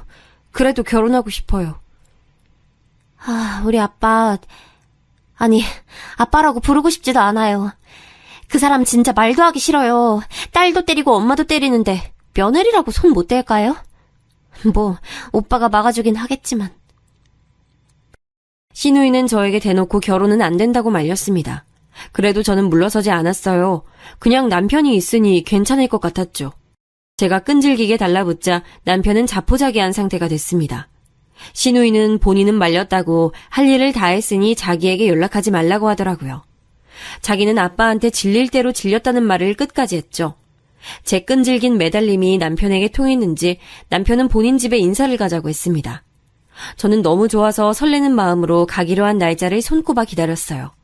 그리고 드디어 인사 가는 날이 되었습니다. 아침부터 옷을 몇 번을 갈아입고 머리까지 예쁘게 했어요. 백화점에 가서 시부모님 줄 선물도 사서 예쁘게 포장하고 꽃다발까지 들고 방문했습니다. 남편은 저에게 아니다 싶으면 그냥 그대로 나가도 된다고 말하더라고요. 저는 제가 직접 보고 판단하고 싶은 마음에 일단 그대로 시댁에 향하게 되었죠. 그리고 딱 시부모님을 마주쳤는데 사실 첫인상은 두 분 다 온화하셨습니다. 속으로 이렇게 다정하고 친절한데 사람을 때린다고 생각이 들 정도로요. 시아버지야 그렇다 쳐도 시어머니가 특히 제게 잘해주셨습니다. 우리 아들이 그렇게 칭찬하더라고요. 실제로 보니까 왜 그런지 이해가 가요. 이렇게 참하고 예쁜 아가씨가 며느리가 된다니 생각만 해도 기뻐요. 우리 집 와줘서 고마워요. 아니에요. 예쁘게 봐주셔서 감사합니다. 엄마 없이 자랐던 저는 시어머니의 따뜻한 환대에 마음이 녹았어요. 실제로 우리 집은 엄마가 일찍 돌아가셔서 제대로 밥을 먹지 못했거든요. 그런데 시어머니는 제가 집으로 온다고 하니까 말 그대로 진수성찬을 차려주셨습니다. 갈비찜, 잡채, 된장찌개, 갈치구이, 각종 밑반찬까지 아직도 그 식탁이 생각이 나요. 특히 제가 고기를 좋아해서 갈비찜을 잘 먹으니까 저 먹으라고 반찬을 담아주셨습니다. 그런 시어머니를 보니까 괜히 마음이 뭉클했어요. 저는 자라면서 엄마 품이 항상 그리웠는데 시어머니를 보고 엄마를 다시 만난 기분이 들었습니다. 시아버지는 시어머니만큼은 아니었는데 그래도 나름 친절하셨어요. 특히나 누구를 때릴 만한 행동은 전혀 보이지 않았습니다. 걱정과는 달리 아주 순조롭게 인사를 마칠 수 있었어요. 오빠, 생각보다 아버님 되게 다정하신데? 그리고 난 어머님 보니까 우리 엄마가 생각나.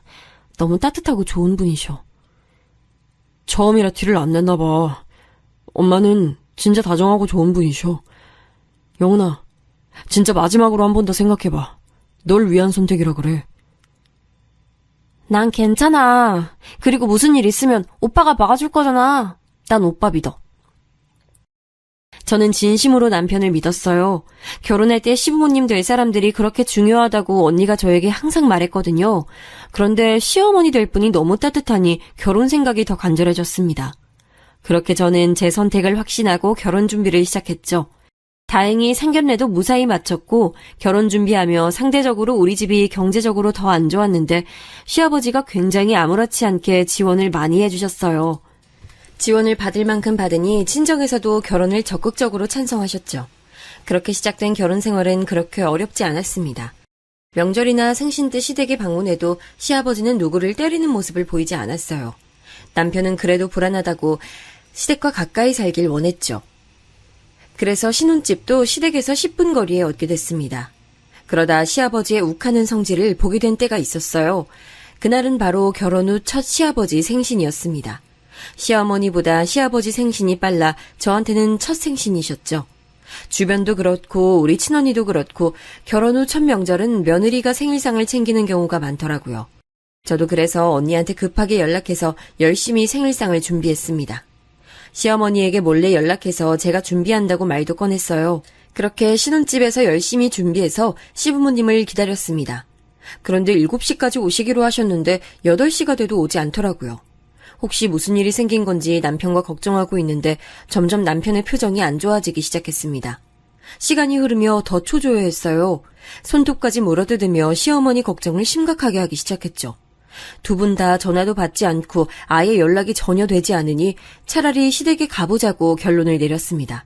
그때가 정확히 8시 30분이었어요. 남편과 차키를 챙겨 주차장으로 가려고 준비할 때 띵동 하고 초인종이 울렸습니다. 인터폰을 보니 시부모님이셨죠. 어머님, 아버님, 걱정했어요. 무슨 일 있으셨어요? 아유, 미안하다, 영은아. 오는 길에 가벼운 접촉사고가 났어. 연락한다는 게 우리도 당황해서 그러질 못했네.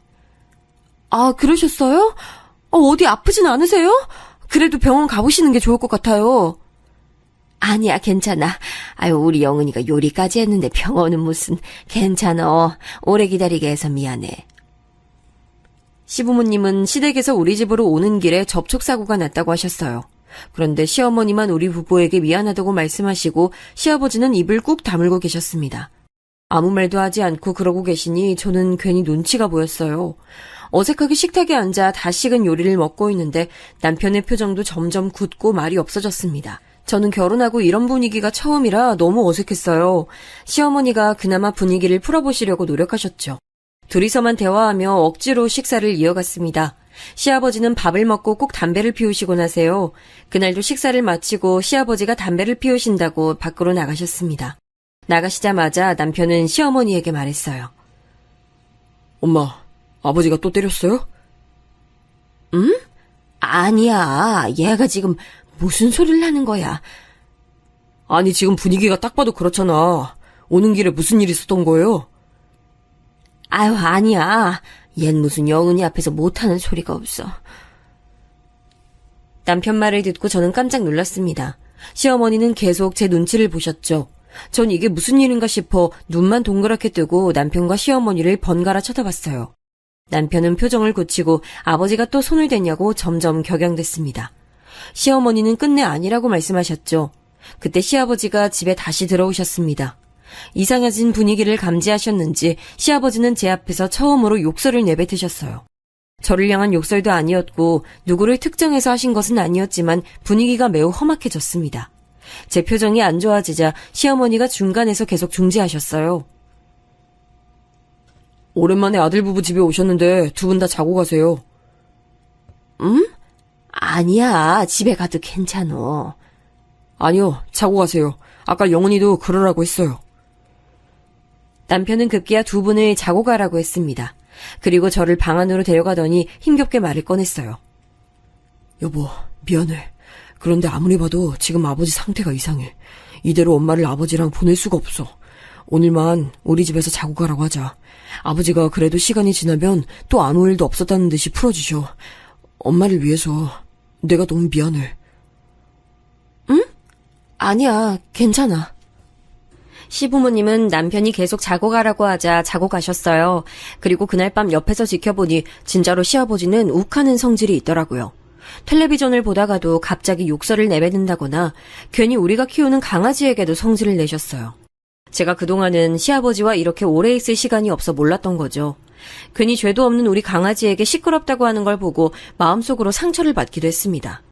반면 시어머니는 자고 가는 게 미안하다고 하시며 청소를 자꾸 하셨어요. 제발 가만히 있으라고 해도 들은 척도 하지 않으셨죠. 어머님, 청소 안 하셔도 괜찮아요. 제가 부담스러워요. 이제 그만 주무세요. 아니야, 내가 이렇게 얹혀 자는데 청소까지 안 하면 어떡해. 아이, 어머님. 어머님, 여기 멍이... 쉿, 영은아, 부탁이야. 아들한텐 알리지 말아줘. 그러다 저는 화장실 청소하는 어머님을 말리다 팔에 있는 멍을 발견했습니다. 어머님은 제가 발견한 멍을 필사코 숨기고자 하셨어요. 남편에게 제발 알리지 말아달라며 애처롭게 비는 모습을 보니 가슴이 아팠습니다. 그 장면을 보자 남편이 했던 말이 현실로 떠올랐어요. 제가 놀라자 어머님은 괜찮다며 오히려 저를 달래셨습니다. 어머님과 약속했기에 이 장면을 남편에게 따로 말하진 않았어요. 그렇게 시부모님은 다시 다음날 시댁으로 가셨습니다. 다행히 남편이 말했던 것처럼 시아버지는 자고 일어나니까 기분이 괜찮아지셨어요. 남편이 말하길 시아버지는 24시간 내내 기분이 안 좋고 그러면 모르겠는데 본인 기분이 안 좋을 때만 시어머니에게 손을 댄다고 하더라고요. 기분이 좋으면 첫날 저에게 그랬던 것처럼 시어머니에게 또 잘한다는 말을 들었습니다. 시어머니도 이혼을 생각했는데 그때마다 또 정신 차린 것처럼 또 잘해주고 하니 계속 이렇게 살게 됐다고 했죠. 그리고 시아버지 집안이 잘 산다고 했잖아요. 실제로 시어머니 집에 있는 빚을 다 갚아줬다고 해요. 그러니까 시어머니는 이혼하고 싶어도 자꾸 시아버지가 그 돈을 갚고 나가라고 하니 이혼도 못하고 있었습니다. 그렇게 저도 점점 시아버지의 실체를 알게 됐는데 어느 날 시아버지의 만행이 하나 더 생겼어요. 남편이 퇴근하고 집에 왔는데 표정이 너무 어둡더라고요. 무슨 일이 있냐고 물었더니 시어머니가 연락이 왔다고 하며 어렵게 말을 꺼냈습니다. 아니, 우리 할머니, 그러니까 우리 엄마한텐 시어머니지. 아버지가 할머니를 집으로 모시겠대. 거동이 불편하신데 요양원에 보내긴 싫으신가 봐. 그거 병간호를 다 우리 엄마가 하게 생겼어. 어머, 하긴 아버님은 일하셔야 하잖아. 상의도 없이 그런 거야? 그냥 무작정 데려왔나 봐. 아무런 언질도 없이. 엄마가 너무 당황하셔서 전화하셨더라. 우리 엄마가 그리고 시집살이를 많이 당했거든. 속상하네. 여보, 우리가 중간에서 중재라도 해보는 게 어때? 남편에게 들어보니 시어머니는 시어머니의 시어머니에게 시집살이를 많이 당하셨더라고요. 시어머니는 20살 때 시집 오셨는데 그때부터 집안 식모처럼 일하셨다고 합니다. 온갖 집안일부터 집안 어른들 병간호까지 안 하는 일이 없으셨대요. 실제로 남편의 할아버지, 시어머니에겐 시아버지죠. 마지막에 돌아가시기 전에 병원에 3년을 계셨는데 그때도 시어머니가 옆에 딱 붙어서 간호했다고 합니다. 시댁 식구들이 밥을 먹기 전에는 밥을 먹을 수도 없었대요. 우리 딱한 시어머니는 오히려 며느리인 저에게는 어찌나 잘해주셨는지 몰라요. 우리 집에 놀러 오시라고 해도 잘 오지 않고 어쩌다 오시면 온갖 집안일을 다 해주십니다. 제가 시댁에 가면 물 한 방울이라도 묻히지 않게 하셔요. 엄마가 어릴 때 돌아가셔서 기본적인 생활살림을 모르는 저에게 시어머니는 백과사전이셨습니다. 제대로 바느질도 못하는 저를 단추를 다는 법부터 옷의 길이를 줄이는 법까지 다 알려주셨어요. 제가 잘 먹으면 반찬을 싸주시고 또 그 음식을 만드는 방법을 손으로 적어주셨죠. 이런 시어머니를 시아버지가 또 고생시킨다고 생각하니 마음이 아팠습니다. 그래서 일단 우리 부부가 말이라도 꺼내보려고 시댁을 방문했어요. 그런데 저는 그날 너무 놀라게 됐습니다. 바로 시아버지의 행동 과잉을 제 눈으로 처음 직접 목격한 날이거든요. 시아버지의 행동은 와장창 하는 소리와 함께 시작됐어요. 저와 남편이 요양원 단어를 꺼내자 시아버지는 호통을 치셨습니다. 그러더니 갑자기 거실에 있는 화분을 내동댕이 치기 시작했어요. 그리고 뒤로는 욕설과 굉음이 난무했어요. 내가 내 엄마 집에 모시겠다는데 니들이 뭔데 이래라 저래라야, 어? 여보, 참아요. 빨리 죄송하다고 해. 여보, 제발. 당신이지? 당신이 또 아들한테 일렀지? 이게 다 너 때문이잖아! 내가 내 엄마도 집에 못 모셔, 어? 시아버지는 갑자기 시어머니에게 모든 원인을 돌렸습니다. 시어머니는 그런 시아버지의 허리를 잡고 달래려고 애쓰셨어요. 저는 너무 당황스러워서 어찌할 줄을 모르겠더라고요. 남편은 그런 저를 데리고 집을 나서려고 했습니다. 그런데 그것마저 시아버지가 앞을 막아 그럴 수가 없었어요. 당황스러운 저를 보고 시어머니는 괜찮으니 빨리 나가라고 몸을 던져서 막아주셨죠. 시어머니는 애초에 몸이 작고 연약하신 분이세요. 저보다 키도 10cm가 작으시고 뼈대도 여리여리하시거든요. 그런데 안간힘을 써서 저를 보호하려고 하셨어요. 그 모습을 보고 저도 가만히 있기가 그렇더라고요. 그래서 시아버지를 말리는 시어머니의 손을 잡았습니다. 그리고 남편과 함께 시어머니를 시댁에서 데리고 나왔어요. 시아버지는 혼자 분노해서 굉음을 지르고 온갖 살림을 때려 부수고 계셨죠. 아이고, 너희 아버지 어떡하니? 아유, 저 양반이 또 화가 났네. 엄마 제발요, 제발. 엄마 몸이나 챙겨야지. 거기서 아빠를 걱정하면 어떡해요? 맞아요, 어머님. 일단 저희 집으로 가서 진정하는 게 좋을 것 같아요. 아, 이 정도일 줄은 상상도 못했어요. 시어머니는 계속 안절부절 못하셨습니다. 집에 도착해서 따뜻한 차와 과일을 줘서 시어머니를 안심시켰어요. 그래도 시어머니는 불안함을 감추지 못하셨습니다. 집에 오자 남편과 제 핸드폰으로 전화가 계속 오기 시작했어요. 우리 부부는 오기로 받지 않았습니다. 시어머니는 지금이라도 전화를 받자고 하셨는데 제가 극구 반대했어요. 그리고 저와 남편은 밤을 새워 고민했습니다. 시아버지의 저런 행동을 언제까지 지켜봐야 할지 몰랐으니까요. 상담을 받게 해야 하나 싶어 정신과도 알아보고 충동을 억제하는 건전한 방법이 뭐가 있을까 고민하며 그렇게 아침이 됐죠. 시어머니는 이제 시아버지 기분이 풀렸을 테니 집에 가겠다고 하셨어요. 저는 걱정되어 남편과 같이 시댁에 갔더니 진짜 시어머니 말대로 시아버지는 마치 아무 일도 없었던 것처럼 평온하셨어요. 남편에게 집에 오는 길에 물어봤더니 원래 그렇다고 하더라고요. 매일 24시간 내내 화가 난 상태면 시어머니도 도망치듯 집을 나가셨을 텐데 자기 기분이 나쁠 때만 저러니 시어머니도 시간이 지나면 괜찮아진다고 믿으며 계속 결혼 생활을 지속하신 거였어요. 우리 시어머니는 제가 본 사람 중에 제일 천성이 착하고 다정하신 분이세요. 그렇게 시아버지가 본인 엄마를 동의도 없이 집에 데려왔어도 그 사람이 자기를 몇십 년에 걸쳐 괴롭힌 시어머니여도 얼마나 극진히 간호하셨는지 모릅니다. 어머니, 이게 다 뭐예요? 어머. 아, 그거 죽이야. 요즘 시어머니가 입맛이 없으신 것 같아서 소고기랑 전복 다져서 넣었어. 영은이 너도 먹어. 이리 와서 앉아. 우와, 죽이 이런 맛이 나올 수도 있는 거예요? 너무 맛있어요. 완전 영양 가득이네요. 시어머니는 시할머니가 기력이 없으신 것 같다고 직접 요리도 다 하셨어요.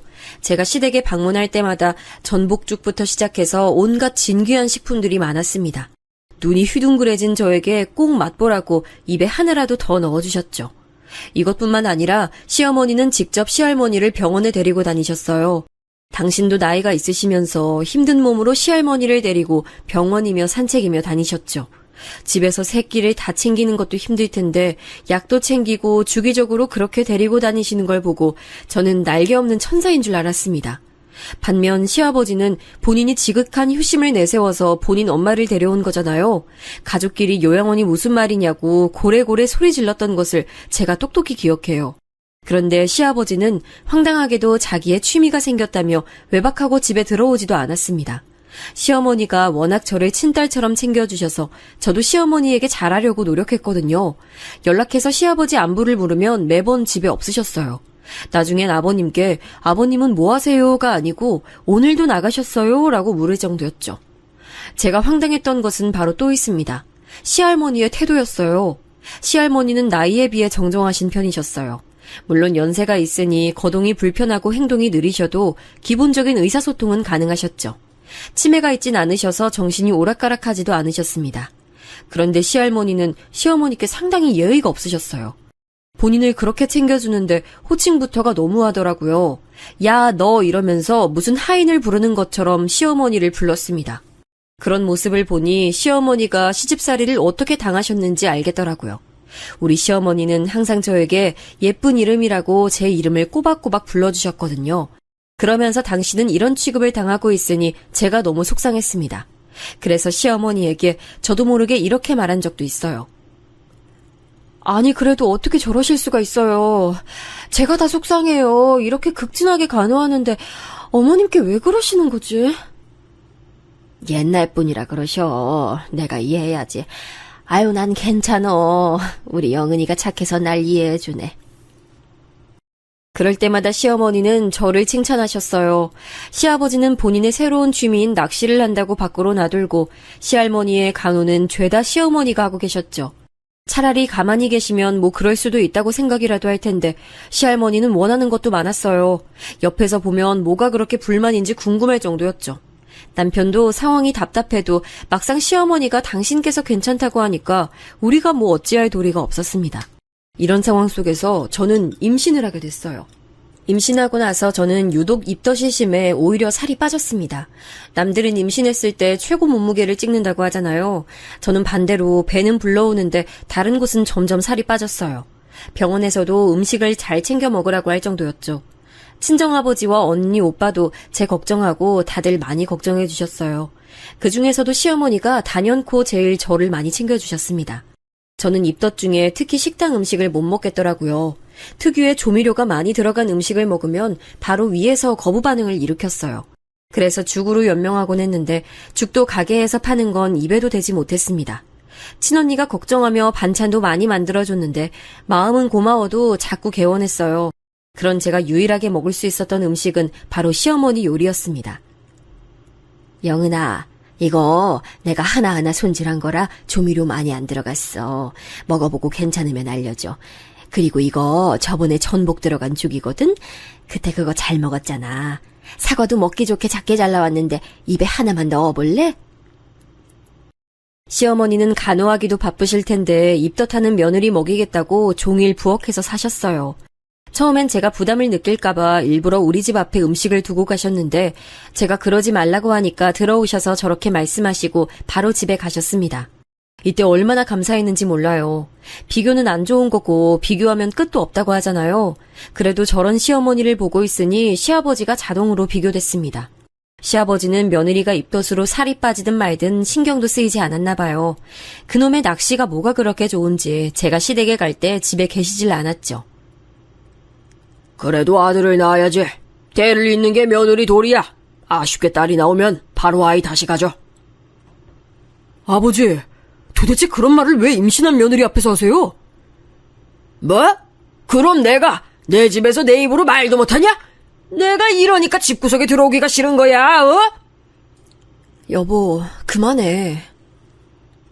어쩌다 얼굴을 보면 저런 말을 해서 분위기를 안 좋게 만들기까지 하더라고요. 저도 당연히 기분이 좋지 않았습니다. 그런데 저나 남편이 시아버지의 말에 대꾸를 시작하면 시아버지는 바로 분노하셨어요. 그 불똥이 시어머니에게 튈까 두려워 저는 남편을 말리기 바빴습니다.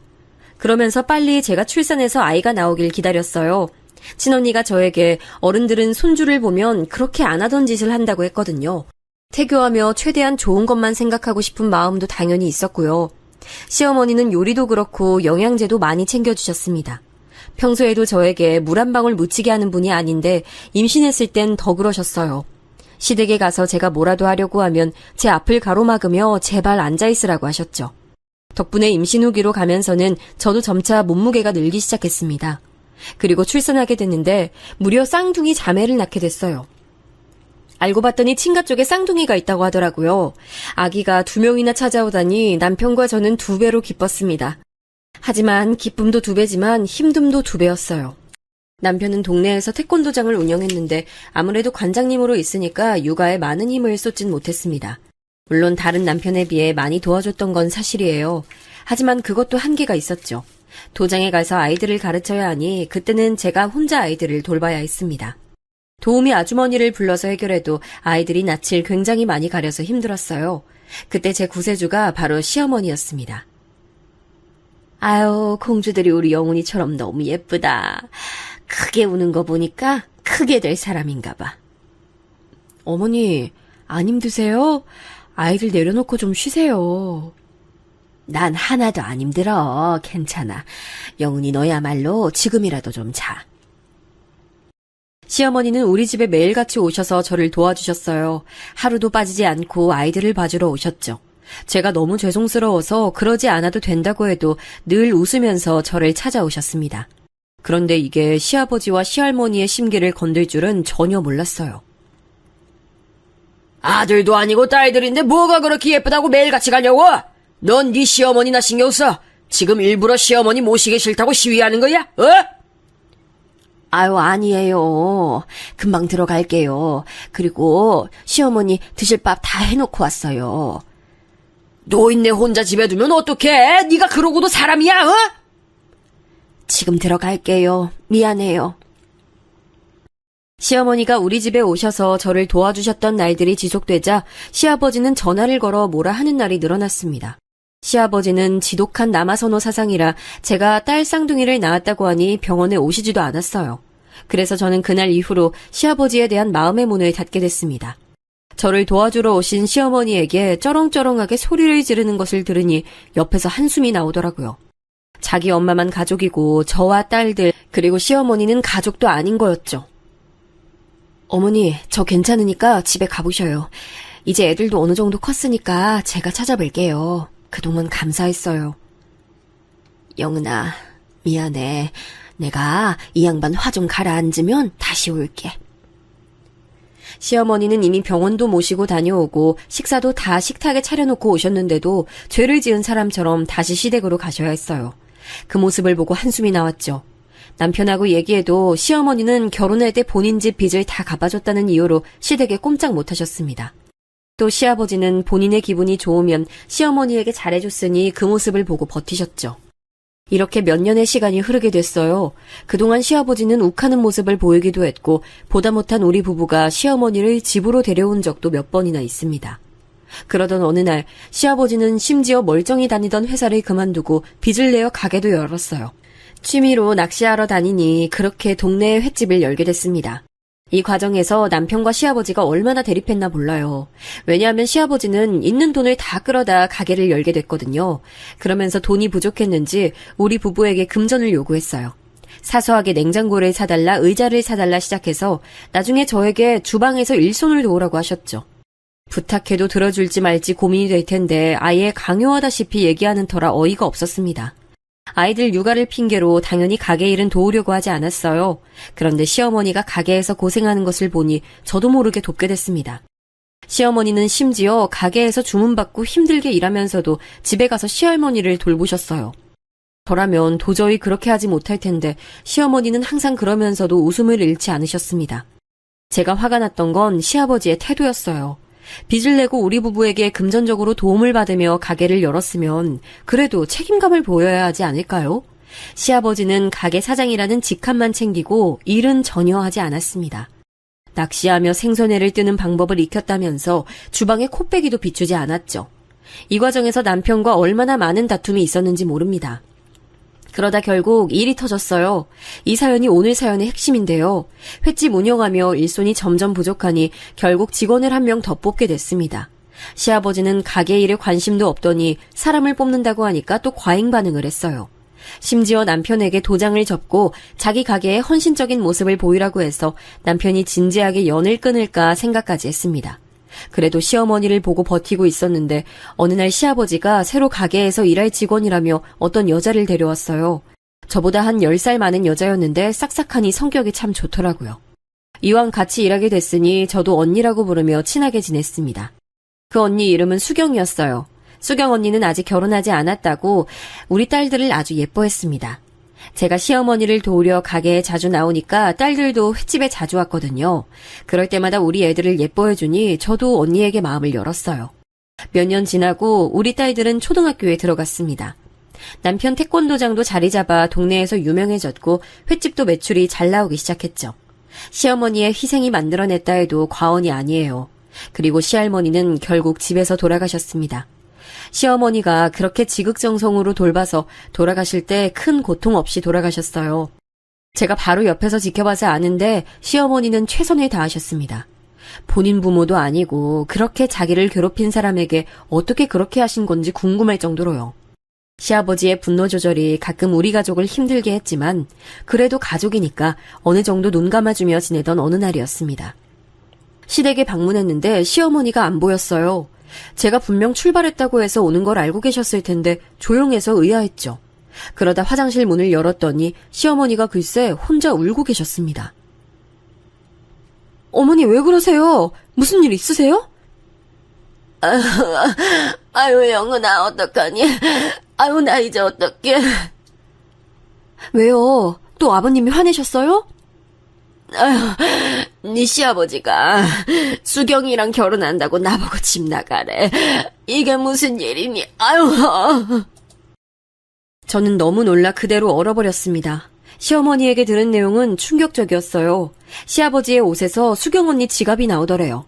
그래서 추궁했더니 오히려 당당하게 이혼하자는 얘기를 꺼냈다고 하더라고요. 시아버지에 대한 분노가 솟았습니다. 다른 사람도 아니고 어떻게 시어머니에게 그럴 수가 있죠? 그리고 수경 언니에게도 화가 났어요. 뻔히 우리 가게에서 일했으면서 어떻게 바람이 나요. 저는 너무 화가 나서 남편의 도장으로 찾아가서 자초지종을 설명했습니다. 남편도 머리 끝까지 화가 나 임시로 도장을 씌웠고요. 그리고 시댁에서 같이 있으면서 시아버지를 기다렸어요. 시아버지가 집에 오자 저와 남편은 차분히 물었습니다. 그런데 태도가 기가 막혔어요. 뭐 어쩌라고? 네 엄마 요양원 보내. 난 수경이랑 살 거야. 이 지긋지긋한 집구석 다 필요 없어. 어떻게 그러실 수가 있으세요? 어머니가 그동안 헌신한 게 몇 년인데요. 40년을 고생하셨는데 어떻게 그러세요? 뭐? 네가 뭘 알아? 네가 뭘 아냐고? 며느리가 감히 시아버지에게 말대꾸야? 하여간 이놈의 집구석 옆에 애들 다 필요 없어. 싹 꺼져! 시아버지는 급기야 또 집안 살림살이를 깨부수기 시작했어요. 남편이 제압하자 아들이 자기를 죽인다며 경찰에 신고까지 했죠. 집에 오신 경찰에게 사정을 설명했더니 본인이 피해자라고 드러눕는 모습을 보며 기가 막혔습니다. 어떻게 사람이 저럴 수가 있죠? 제가 시아버지가 집에 오기 전에 시어머니에게 마음을 독하게 먹으라고 했거든요. 그래서 시어머니도 이번엔 물러서지 않으셨습니다. 내가 당신 엄마 병간호를 몇 년을 했어. 그런데 어떻게 나한테 이래? 참나, 그래서 뭐 어쩌라고? 난 수경이랑 살겠다잖아. 넌 요양원 가서 살아. 그게 말이 되는 소리야? 사람이 어떻게 그래? 내가 이 집안에 헌신한 게 얼만데? 누가 시켰어? 그러라고 시켰냐고. 요양원 가. 가족끼리 무슨 요양원을 보내냐고 화냈던 시아버지는 어디 가고 오히려 멀쩡한 시어머니를 요양원에 보내려고 하는 시아버지만 있더라고요. 시아버지는 우리가 아무리 화내고 따져도 들은 척도 하지 않았습니다. 저는 너무 화가 나서 수경 언니에게 전화를 걸었어요. 하지만 절대 받지 않았죠. 저와 남편은 시댁에 더 있기가 싫었어요. 그래서 시어머니를 데리고 집을 나왔습니다. 시아버지는 끝까지 그런 우리에게 소리쳤어요. 요양원 보내버려 라고요. 시어머니는 충격이 크신지 우리 집에 와서도 한참을 우셨습니다. 그 모습을 보니 저도 분노를 참을 수가 없었어요. 시어머니는 저에게 이미 엄마였거든요. 남편도 화가 많지 않은 사람인데 눈이 돌 정도로 화가 났죠. 참을 만큼 참았다는 생각이 들었어요. 그래서 남편과 저는 반드시 이번 기회에 두 분을 이혼시키려고 다짐했습니다. 당장 다음 날부터 우리는 당연히 가게에 출근하지 않았어요. 시아버지는 무슨 생각인지 전화를 계속하더라고요. 시어머니와 제가 가게에 나가지 않으면 손해는 누가 보겠어요? 시아버지는 그동안 가게에서 일했던 적이 없으니 몰랐겠죠. 이혼 서류 준비도 차근차근 시작했습니다. 변호사 선임하고 증거를 수집하는데 이걸 다행이라고 해야 할까요? 시아버지는 그동안 40년을 넘게 시어머니를 두들겨 팼으니 증거가 많았어요. 불륜에 대한 증거도 넘쳐났죠. 증거를 수집하며 알게 된 사실은 바로 수경 언니가 애초에 우리 가게에 오게 된 경위였어요. 낚시 동호회에서 둘이 불륜을 시작했더라고요. 그러면서 우리 가게에 와서 일하게 된 거였어요. 저는 그것도 모르고 언니가 우리 딸들 예뻐한다고 좋아했는데 미친 듯이 후회됐습니다. 가만히 당하고만 있을 수 없잖아요. 그래서 어차피 동네 장사로 먹고 사는 시아버지 가게를 완전히 망하게 하고 싶었어요. 시아버지는 자기 멋대로 살아온 사람이라 상간녀인 수경 언니를 집에 데려오고 시어머니를 요양원에 보내고 끝내려고 했었나 봐요. 우리 부부가 적극적으로 이혼 서류를 준비하니 당황한 모습을 보였습니다. 시어머니에게 따로 연락해서 회유하는 모습도 보였어요. 하지만 제가 옆에서 어머니가 마음이 약해질 때마다 독하게 마음을 먹으라고 챙겨줬죠. 어머니도 자기가 그동안 시댁에 헌신했는데 이런 식으로 돌아오니 너무 가슴이 아프다며 이혼에 대한 의지가 확고했어요. 아니, 진짜 직원하고 바람났어요? 어머. 네, 그래서 어머니는 지금 우리 집에 계세요. 애초에 그 언니 데려온 이유가 상간녀라서 데려왔더라고요. 너무하죠. 지금 이혼 준비 중이에요. 저는 그 뒤로 너무 바빴어요. 왜냐하면 가게를 망하게 하려고 애썼거든요. 남편 도장에 다니는 아이들 학부모부터 시작했어요. 애들 학교 학부모 모임에 적극적이라 아는 엄마들이 많았거든요. 가게도 이런 식으로 제가 엄마들을 데려와서 점차 단골들을 만들어갔는데 돌아오는 게 바로 불륜이라니 기가 막혔죠. 시어머니와 제가 노력해서 키워놨더니 본인은 바람 피우는 시아버지를 어떻게 가만두겠어요? 소문은 빠르게 퍼졌습니다. 워낙 동네가 작아서 어차피 동네 장사로 먹고 살던 곳이었으니 당연한 결과였죠. 시아버지는 처음에 그렇게 당당하더니 나중엔 우리 집에 와서 빌기 시작했어요. 왜냐하면 가게가 망하면 남는 게 없었거든요.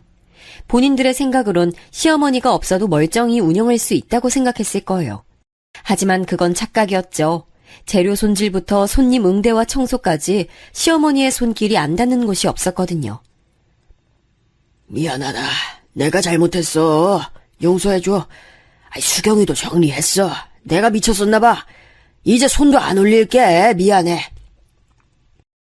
시아버지는 이혼 소송이 진행되며 가게도 망하고 위자료까지 뱉어내야 하자 급기야 아예 다른 사람이 됐어요. 법원에서 다행히 시어머니가 그동안 헌신했던 것을 다 인정해줬습니다. 남편과 제가 대한민국에서 아주 유명한 로펌 변호사에게 사건을 맡겼거든요. 거기다 시누이까지 와서 증언해줬어요. 시누이는 결국은 이혼하게 됐냐며 적극적으로 도왔습니다. 그렇게 시아버지는 남는 게 하나도 없게 됐어요. 저는 시어머니의 마음이 약해질까봐 옆에서 계속 주문처럼 말했습니다. 어머님은 할 만큼 하셨어요. 이제 앞으론 우리 부부랑 행복하게 살 일만 남았어요. 예전에 팔려왔다고 지금도 그렇게 살아야 하는 건 아니에요. 내가 너희에게 무슨 할 말이 있겠어. 그냥 고맙다. 다행히 시어머니도 마음을 굳게 먹으셨어요. 그 뒤로 어떻게 지내는지 아세요? 시아버지의 후회한다는 연락은 다 받지 않고 있습니다. 실제로 어머님은 우리 집에서 지내고 계세요. 그리고 시누이까지 다시 어머님과 연락하니 시어머니는 지금이 제일 행복하다고 하세요. 횟집은 당연히 망했고요. 부동산 사장님에게 들으니 빚더미에 앉았다고 하더라고요. 심지어 불륜한 수경 언니가 시아버지를 버리고 떠났다는 소리도 들었습니다. 남편은 이제 그 사람은 가족이 아니라고 확실히 선을 그었어요. 남편으로도 아빠로도 최악이었던 그 사람은 잊고 우리끼리 행복하게 살자고 다짐하고 있답니다. 우리 딸들도 할아버지와 사이가 좋지 않아 이제 더 볼 일이 없다고 하니 좋아하더라고요. 여기까지가 제 사연입니다. 들어주셔서 감사해요. 우리 가족은 시어머니 모시고 평생 행복하게 잘 살겠습니다.